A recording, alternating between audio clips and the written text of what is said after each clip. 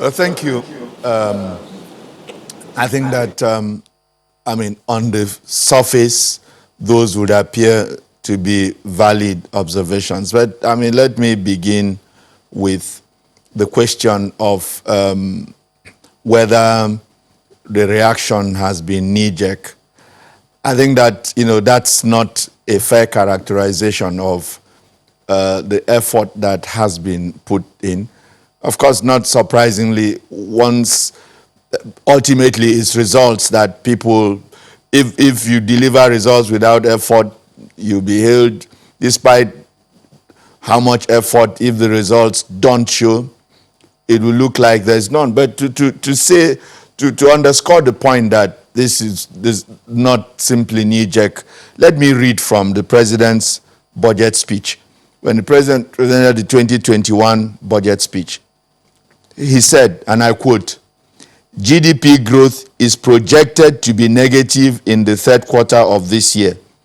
As such, our economy may lapse into the second recession in 4 years with significant adverse consequences. However, we are working assiduously to ensure a rapid recovery in 2021. Okay? So, the economy lapsing into recession, it didn't take us by surprise. We had seen that and the measures taken. And the honest truth is that without those, countervailing measures, the decline would have been steeper than what we currently, have. Okay, so it's not correct to say people just being, just knee-jerk reactions to the situation. The fact of the matter is that the global economy is currently in recession.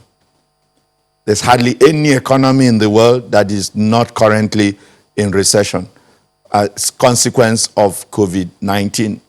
For us, unfortunately, we were caught by this just at the point of recovery. We exited recession mid-2017 and entered a phase of recovery, which was, subsequently to recover and then to grow. There were deliberate choices made by the current administration, which is its approach to driving growth. We have seen periods in this country where we had high growth, but the growth was not inclusive.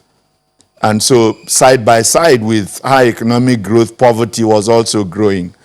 This government is trying to work on a reset to have growth and inclusiveness together. Unfortunately, that has meant that the pace of growth is slower than, if you were just, single-mindedly focused on driving, growth. That's, basically, the fact of the situation. There was the other point that you made, which just escaped me now as I was addressing this. Can you remind me?